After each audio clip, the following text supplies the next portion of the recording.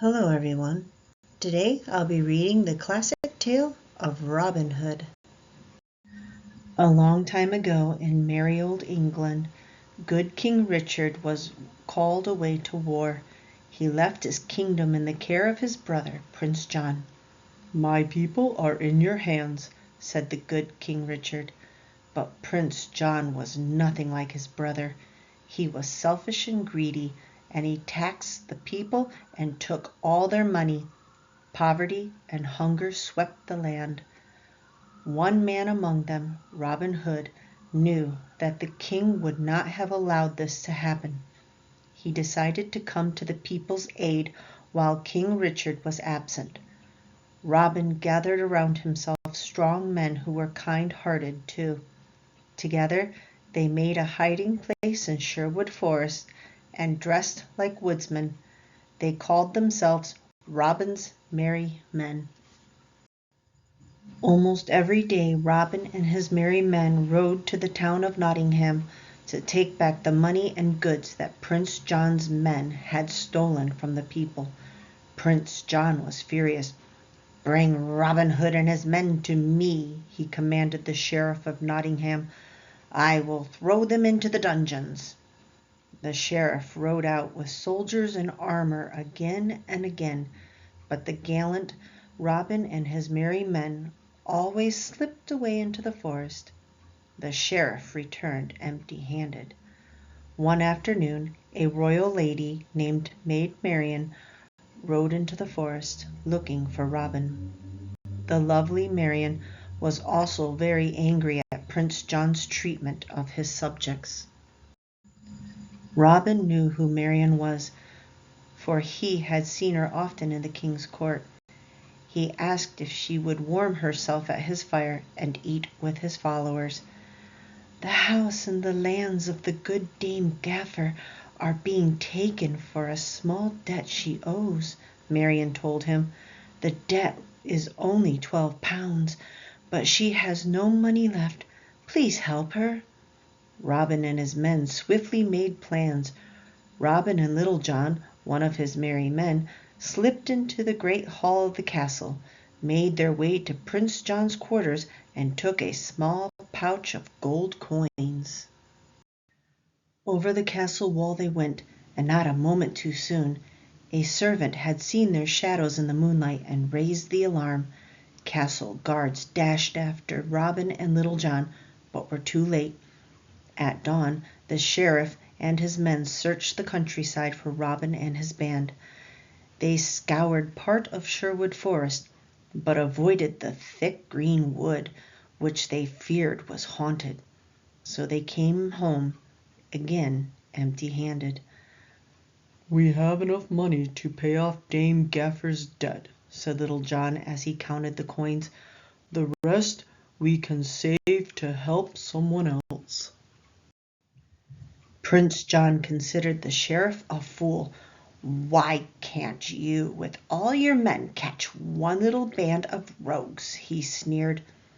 The sheriff was furious and ashamed, but after much thought the outlines of a plan to catch the outlaw began to emerge. "If I could get Robin into town," he reasoned, "I could surround and catch him easily." The next day the sheriff announced a great archery contest. The prize to the best archer in the land would be a pure gold arrow and 100 silver pennies. Robin Hood had long been known as a great archer. Surely the prize would lure him into the sheriff's waiting net. Maid Marian rode into Sherwood Forest again. "Don't go, Robin," she begged. "It is a trap to catch you. I heard the sheriff's men talking about it." Robin thanked the lovely lady and assured her that he would not be harmed. Then he and his merry men made their plans. On the day of the great contest, people arrived from all over the land. Maid Marian sat in the stands with the other nobles and watched as people streamed in. Robin and his men, always dressed in greens and browns, But today she spied some of the merry men in peasant clothes of no particular color. There was no sign of Robin Hood. The courtyard was gaily decorated, and many famous archers, the best in all England, had gathered to compete for the prize. Gilbert de Bois was the sheriff's own archer. Adam Wicker, William Leslie, and many others were also there. Each man in turn shot his arrow at the target.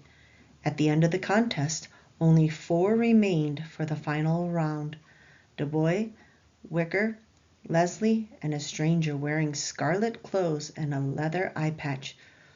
"Does anyone see Robin Hood?" asked the nervous sheriff.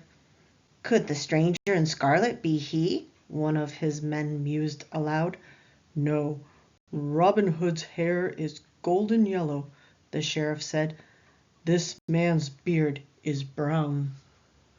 The archers stepped forward for the last round. The crowd was hushed and waiting. Maid Marian leaned forward with a twinkle in her eye. Wicker and Leslie shot their arrows just barely off center. Then de Bois drew his bow. The crowd gasped as his arrow landed dead center in the target. "You've surely won," the sheriff shouted. But the stranger stepped up, drew his bow, and let fly his arrow. It split de Bois' arrow clearly in two. A wild cheer arose from the crowd. The sheriff awarded the golden arrow and the silver pennies to the stranger, then departed with all his men. He was in a great huff because his plan to catch Robin had failed. The merry men gathered around the stranger. He took off his scarlet clothes and lifted the patch from his eye.